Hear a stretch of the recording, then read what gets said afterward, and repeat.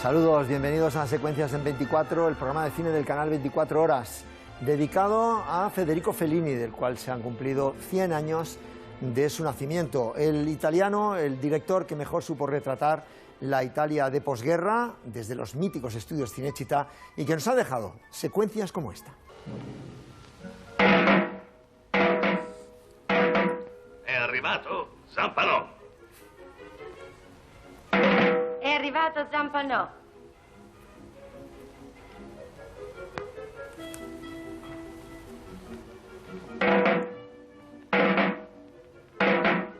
È arrivato Zampanò. Zampanò è arrivato. Arrivato Zampanò, una de las frases míticas de la historia del cine y que sin duda refleja todo el cine de Fellini con Giulietta Masina y sobre todo con Anthony Quinn. David Felipe Herranz, buenas noches. Muy buenas noches, un placer estar aquí y encima tratándose de Fellini, nada menos. ¿Tú eres felliniano? Yo, absolutamente. Él me hubiera hecho una película a mí, de mi vida. Sin duda. Guillermo Balmori, buenas noches. Buenas noches. Un director importante y que vamos a desgranar lo que se puede en media hora de una filmografía que ha traspasado fronteras. Ha sido tal vez de los más internacionales de los directores. Yo creo que él trabajó también mucho esa internacionalidad y fue muy bien recibida. Es decir, a la vez que él hizo muchos guiños, yo creo que a Hollywood, y no tanto al cine americano, sino a Hollywood. Exacto. Entonces él cogió muchos artistas, acabamos de ver a Anthony Quinn, artistas de Hollywood que incorporó a sus películas, y yo creo que, salvo error, es probablemente el director extranjero que más ha querido Hollywood. Es decir, si siguiéramos los criterios que hay ahora en la academia de que se puede ser mejor película, una película de habla inglesa, probablemente alguna obra de Fellini, La Dolce Vita, alguna de estas hubiese sido Oscar a la mejor película, porque sobre todo con la academia él tuvo una relación excelente. Excelente, sí que es verdad. Bueno, nació en 1920 en Rimini, primero fue dibujante, después guionista, se ve en la forma, en el trazo de muchas de sus obras y sobre todo, bueno, el diccionario italiano recoge la palabra felliniano, que significa todo aquello que tiene que ver con el mago de Rimini y su cine.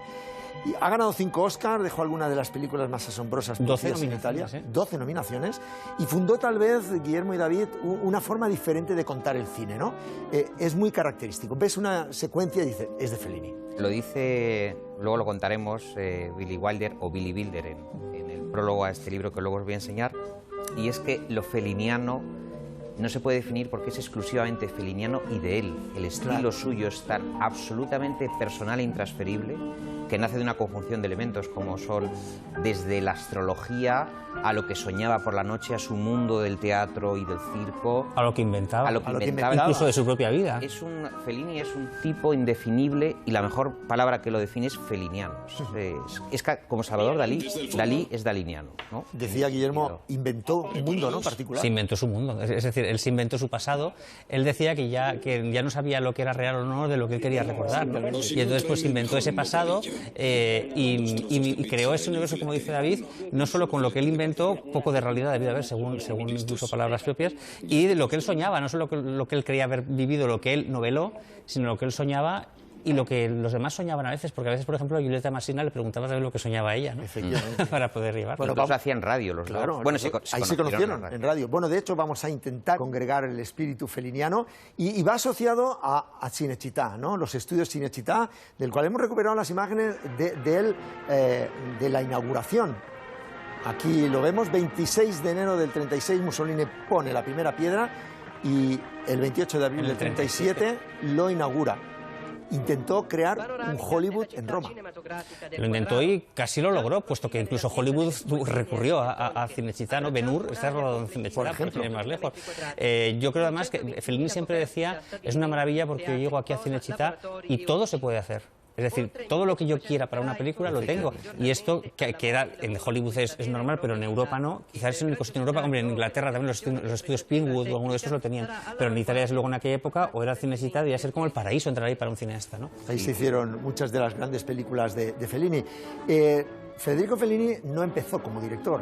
Su debut en el mundo cinematográfico después de dibujante fue como guionista, y como guionista participa en una película que es obra maestra, Roma Ciudad Abierta, de Roberto Rossellini, con Anna Magnani, una de las grandes cumbres del cine mundial, y ahí, junto con también Francisco Juglar de Dios, se empezó a hacer la fama de Federico Fellini. Tiene una época muy larga. Muy larga, de guionista, efectivamente.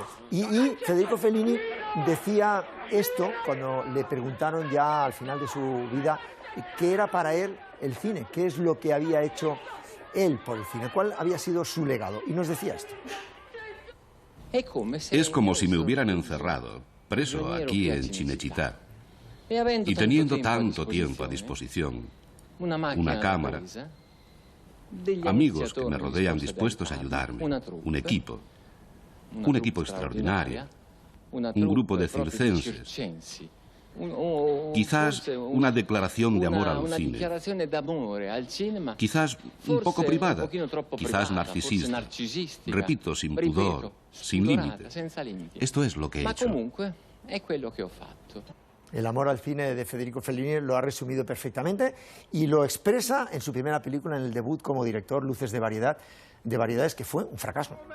Sí, fue un fracaso, fue una producción que hace en familia, ponen dinero, tanto él como Alberto Latuada, hay un montón de... Codirigida, pero que además tienen que poner el dinero porque los dos toman la decisión de que no quieren que nadie les escriba los guiones, les dirija por ellos, les manipule los recuerdos, y entonces es una historia de esa compañía de variedades en la que él incluso introduce algún actor de referencia que él veía de pequeño. Es una película que yo siempre he dicho, y en el libro de Guillermo que hemos compartido lo comento, que es casi semidocumental. O sea, la cámara, el rodaje en exteriores, en las calles, responde a una realidad sociológica del momento, ¿no? Y es muy testimonial la película. A mí me parece excelente y yo creo que es una de las grandes películas de Fellini por lo autobiográfico y lo testimonial. Se ve además aquí ya muchas constantes de él, el circo, o sea, el circo, el espectáculo, digamos, más pobre, los débiles, que es una cosa que él siempre utilizaba, y en esta película es un canto casi a los débiles. Y además, Guillermo, la amargura, cuando hay una escena impresionante en la casa del rico del pueblo, donde va esta compañía ambulante, donde se produce, bueno, no quiero hacer spoiler, pero se produce un encontronazo entre el ideal que tienen ellos de un patrocinador y el tipejo que era este tío. La realidad, ¿no? La realidad. Y es muy oscura y en ese sentido es muy García Berlanga. Cuidado, porque hay ahí muchos toques en común, ¿eh? Y ahí está Giulietta Massina. Qué jovencita. En su película. Y ahí estamos viendo las primeras películas de él. Una de ellas es esta, interpretada por Alberto Sordi y Leopoldo Trieste, y Giulietta Massina, que es El Jeque Blanco, una de las, dicen, grandes películas que Federico Fellini rodó en sus inicios. Tampoco tuvo mucho éxito. La música de Nino Rota ya tenía Nino Rota desde el principio. Sí tuvo más éxito Los Inútiles, una cinta de tintes autobiográficos, el primer acercamiento a la juventud burguesa de Italia que otorgó a Fellini el reconocimiento ya internacional, de nuevo con Alberto Sordi y Leopoldo Trieste, un actor, Leopoldo Trieste, que después participaría en El Padrino, lo recordarán también en Cinema Paradiso. Él hace aquí muy un retrato de lo que les pasaba a las gentes que se quedaban en la provincia y no se atrevían a ir a Roma. Exactamente. Y se quedaban atrapados, es casi Calle Mayor de Bardem, es decir, personajes que quedaban en el ámbito familiar y no eran capaces de romper con ese salto, con su familia. Y eso es muy importante en la película. Giulietta Massina, hemos mencionado su musa, su actriz fetiche, su esposa, y que de todas las mujeres, porque Fellini, no lo vamos a decir porque es inabarcable hablar, solamente tendría un programa solo para las mujeres, lo que representó para Fellini, pero de todas, esta mujer fue muy especial. Sumamente expresiva. Muy especial, muy expresiva. Murió menos de un año después que el cineasta, el 23 de marzo del 94. Se recuerda ese matrimonio como uno de los grandes y, de hecho, fue homenajeada constantemente en toda su filmografía. Yo creo que interpretó La Strada, Giulietta de los Espíritus, Ginger y Fred, su última película juntos. Giulietta de los Espíritus, de hecho, lo hace él como homenaje a ella, mirando los sueños. Los sueños. Luego vamos a ir a ver esa película porque, ya lo hemos visto. Porque sorprende algo muy importante, y es que nunca ganó un Oscar como director. O sea, estuvo nominado, ha ganado Oscar sus películas, Vestuario con Casanova, pero como director nunca. Vamos a hacer un repaso, si os parece, a las películas que sí tuvieron Oscar. Pero la película, ¿no? Como mejor película de habla no inglesa o película extranjera. Y esta es una obra maestra, La Strada. Bueno, es su primer Oscar, es su primera gran película, yo creo, ¿no? Que bueno, vuelve otra vez a eso, al espectáculo, a estos cómicos, entre comillas, baratos, no porque ellos fueran baratos, sino porque se dedican a ese tipo de callejear, ¿no? Por así decirlo.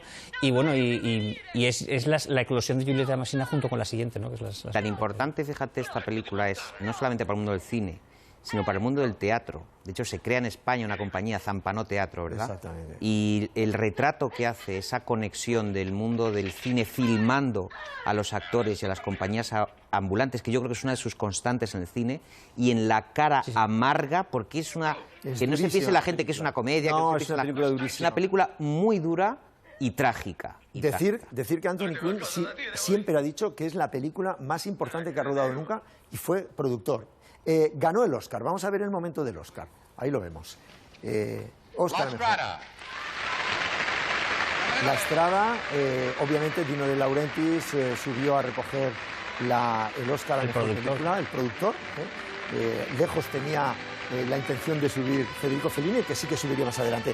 La siguiente película por la que recibió un Oscar, una estatuilla dorada, fue Las noches de Cabiria, de nuevo interpretada por Julieta Masina.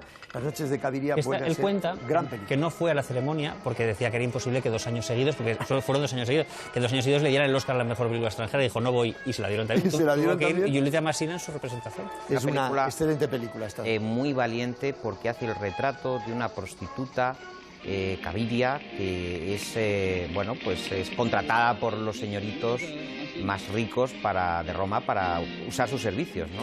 Ganó el Oscar, ganó el Festival de Cannes también y el Círculo de Críticos, y Fred Astaire dándole el Oscar. Julieta Masina, que estaba absolutamente emocionada. Claro.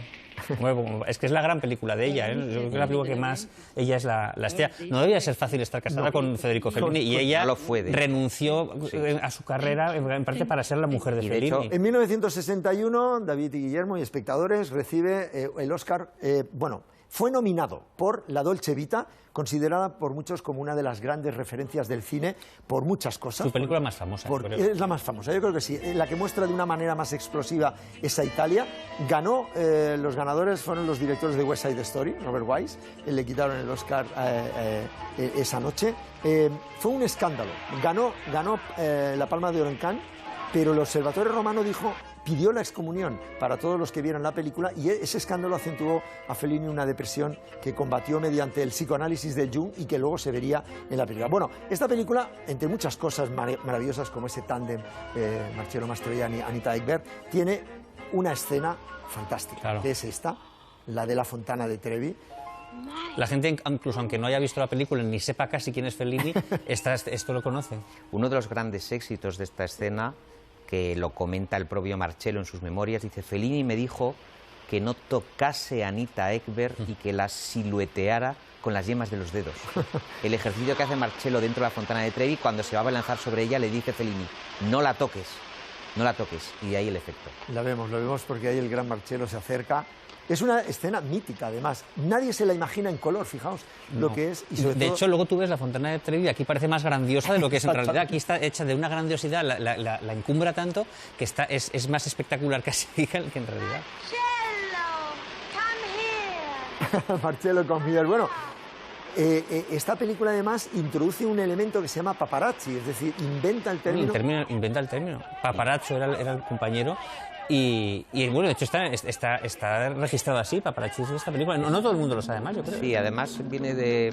Es como se llamaba un tipo de gorrión que andaba pululando alrededor de la comida, ¿no? Y estos paparazzo pues estaban pululando alrededor de su comida, que eran las grandes estrellas. Y él dijo: hombre, lo voy a llamar paparazzo por el gorrioncillo, ¿no? El paparazzo de... Marcello Mastroianni, Anita Ekberg, por supuesto, pero Marcello Mastroianni, el alter ego del gran Fellini, rodaría algunas de las mejores películas de la historia. Un Marcello Mastroianni en plena... estaba radiante, espléndido, si no guapo, sí de lo más atractiva, y que además Federico Fellini creó en este hombre un elegante hombre muy imitado posteriormente.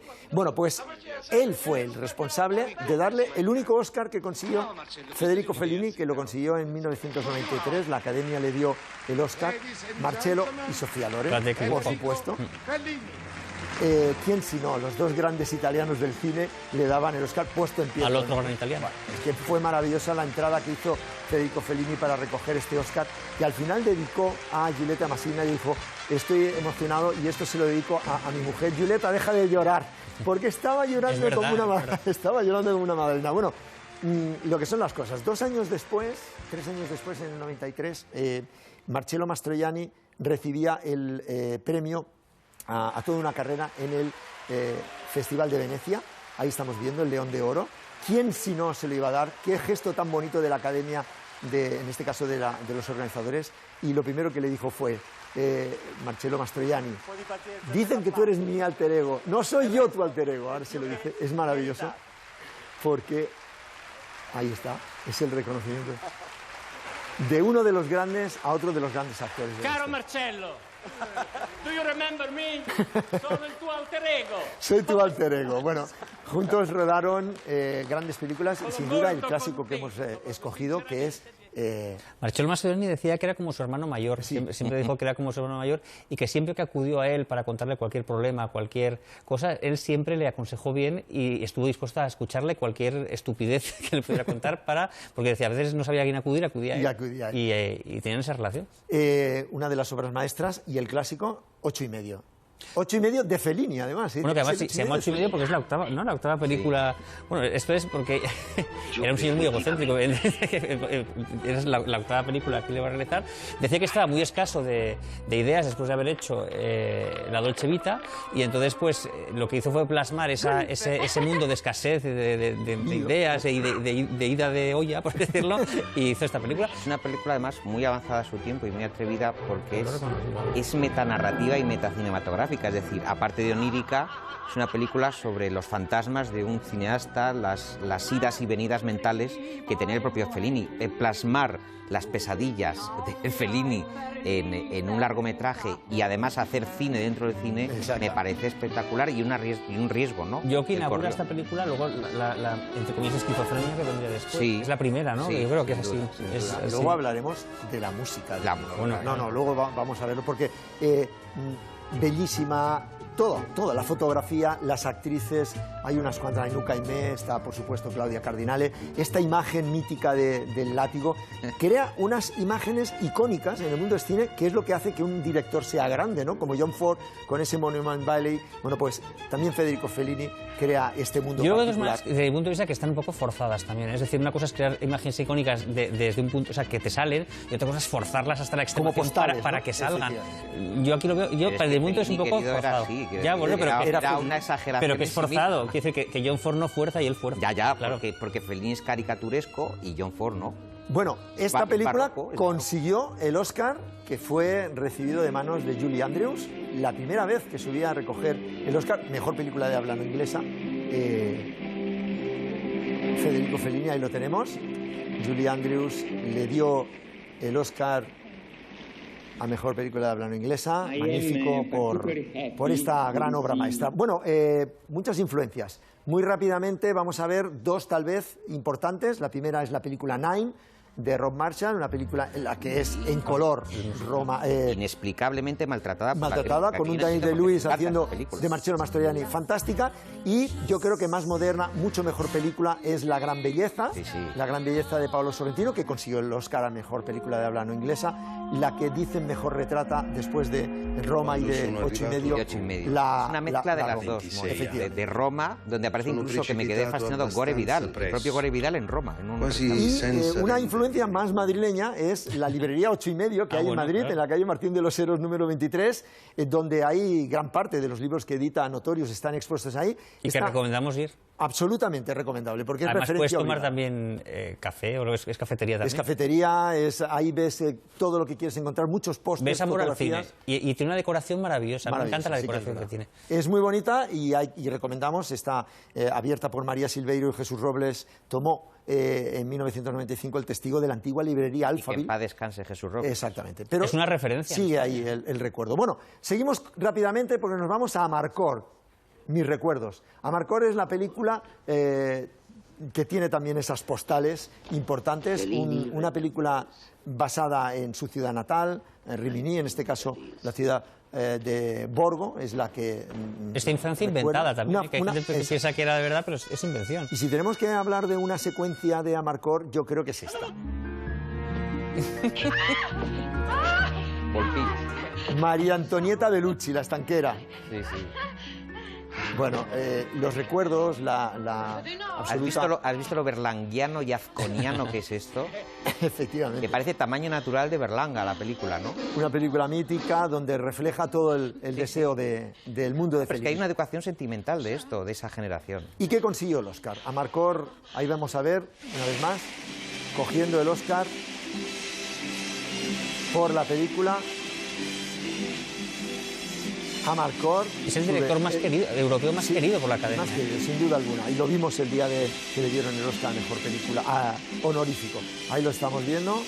Bueno, otros films importantes, porque hemos seleccionado tal vez los que han conseguido Oscars, pero vamos a hacer un rápido repaso a películas míticas de la filmografía, como Giulietta de los Espíritus, la versión femenina tal vez de 8,5, con Giulietta Masina, como bien decía Guillermo, un homenaje a su mujer y musa. Y José Luis de Vilallonga. Ahí lo vamos a ver. Hay una escena Mira, oye. fantástica Ahí lo tienes. donde relata enseña el arte del toreo de Giulietta Masina y cita a Federico García Lorca, Diván del Tamarí, Garcela del amor Damos imprevisto. el Fellini de José Luis de Vilallonga, un libro excepcional de testimonios de Vilallonga sobre Fellini. Vilallonga era una auténtica institución intelectual en la época. Otra película importante es Satiricón, nominada al Oscar al Mejor Director y Mejor Película Extranjera en los Globos de Oro, inspirada libremente en la novela El Satiricón de Petronio. Bueno, hay que ver también todo el homenaje que hace siempre a Roma, Efectivamente. La constante de Roma en su obra. Que luego han continuado esa tradición. Por ejemplo, en Roma, ahí la tenemos, un relato cinematográfico de la capital italiana, brutal. La verdad es que es una cinta que refleja muy bien ese desequilibrio, porque Guillermo y David es siempre irónico con la realidad que está viviendo, y Roma tiene un guiño muy bonito, que es esta imagen de Anna Magnani. Había coincidido con ella en Roma Ciudad Abierta y aquí le da un papel pequeñito en su ciudad, en Roma. Esta escena, precioso el gesto de recordar a una de las grandes actrices de todos los tiempos italiana. Él decía que la primera vez que fue a Roma, lo que más le chocó fue la mala educación de la gente, decía. Y dice que con el tiempo empezó a ver que esa mala educación y esa vulgaridad, por así decirlo, podía sacar él algo provechoso, algo positivo, ¿no? Y entonces se recreó en ella para hacer pues muchas de sus películas. Bueno, Casanova. De nuevo, el Casanova de Fellini, es decir... Y que se llama así, además. Que se llama el Casanova de Fellini, como el Bram Stoker de Coppola. De Satiricón y Roma. Efectivamente. Es que tiene marca ya, o sea, él ya fue precursor de la marca. Ganó un Oscar a Mejor Vestuario, que había sido diseñado por Danilo Donati, y tiene un excelente papel el gran Donald Sutherland, que repitió con Bernardo Le volvió Bertolucci. loco en el rodaje, decía. Sí. Bueno, aquí está todo el barroquismo de Fellini al servicio del mito de Casanova, un mito absolutamente... Ya en decadencia, y se le criticó incluso que reflejase ese Casanova, decía la gente, pero ¿por qué das ese Casanova tan cascao, ¿no? En sus memorias, el propio Casanova, en el último tramo, refleja ese cascajo que llevaba encima. Hay una película muy bonita que es Ginger y Fred, homenaje a Ginger Rogers y Fred Astaire. Y que Ginger Rogers le puso una demanda por utilizar su nombre en el título de la película. Pero fue un homenaje, porque ahí quiso que una pareja de ancianos, Marcello Mastroianni y Giulietta Masina. Qué bonita es. Critica la televisión también, que al Por final eso luego decían que son los alter egos, Fellini de Marcello. Dicen que es una de las últimas obras maestras que hizo, y sobre todo es entrañable. Intervista me gusta mucho también. Intervista, ahí está. Esta es la película Intervista, que tiene una secuencia muy bonita, y es cómo refleja muchos años después el encuentro entre Anita Ekberg. Ahí estamos viendo, es preciosa esta secuencia, espléndida. Cómo los dos están viendo el paso del tiempo, recordando la escena de la Fontana de Trevi ante unos alumnos, maravilloso, y cómo se emocionan. ¿Quién no se emociona viendo a estos dos enormes actorazos? Solo los grandes son capaces de revisar su propia mitología, una vez que ya se han convertido en mitos del cine, hacerse una película sobre el impacto de su filmografía en el público, ¿no? Me parece increíble. Hay que ver, a mí me ha chocado cómo pensó en Anita Ekberg para esa película, que es una actriz alemana, que tampoco, es decir, no pegaba demasiado. Sueca, perdón. Bueno, la voz de la luna, La voz de la luna es la última película que hizo, una película en la que vuelve a reflejar con Roberto Benigni y Paolo Villaggio, bueno, pues esa fantasía mágica de los poemas de un lunático, y vamos a ver una escena, tal vez de las últimas, de él rodando, donde se lo estaba pasando realmente fenomenal, como representó todo su cine, ¿no? Se lo pasó bien, esa obsesión que tenía por... Ahí lo estamos viendo. Es una secuencia que a mí me ha maravillado al ver esta secuencia rodando. Y al verlo tan emocionado y tan activo, ¿no? A él le encantaba que era muy ególatra. Yo creo que es el director más egocéntrico que ha habido en la historia del cine. Y a él le encantaba, fíjate, yo nunca a la hora de preparar este programa me he encontrado con tantísimas escenas de él rodando que él mismo se rodaba. Promovía. Es decir, le encantaba el autobombo, ¿no? La música de Federico Fellini, la música de las películas de Federico Fellini, tiene un nombre propio, Nino Rota. Tiene unas maravillosas músicas en muchas de las bandas sonoras, pero destacamos, por ejemplo, pues esta, 8 y medio, La Estrada, Amarcord. Fue su alter ego musical. Desde el principio, ¿eh? Nino Rota trabajó mucho con la música popular que se tocaba por parte de estas compañías de variedades. Por eso nos gusta tanto, porque él se documentó como músico en esa realidad circense. Por eso suena a circo, porque parte de esas partituras él las estudiaba. Y por eso es tan maravilloso Nino Rota, ¿no? Yo creo que tiene la enorme virtud, muchas de estas canciones, de que muchas de ellas se pueden relacionar con cine solo con escucharlas. Sí. Es decir, hay veces que solo escuchas una de ellas y ya es como un homenaje al cine. Cualquiera de ellas, no, pero muchas de ellas podrían ser elegidas como la melodía del cine. Y así ha sido en alguna ocasión.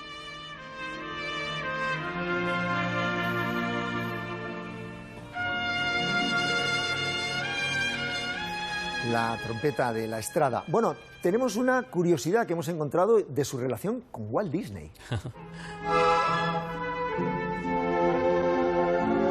Conocí a Disney hace muchos años. Vino a recogernos a la entrada de su mundo de Disneylandia, dirigiendo y guiando una banda que quizás en nuestro honor tocaba breves melodías de Nino Rota. Uno de sus colaboradores me preguntó si podía tomar en consideración la idea de cambiar el final de La Estrada, haciéndolo menos dramático. Entonces me permití pensar que quizás a Disney le parecía un buen tema para uno de sus dibujos animados. Bueno, muy rápidamente, dos libros dedicados a Fellini.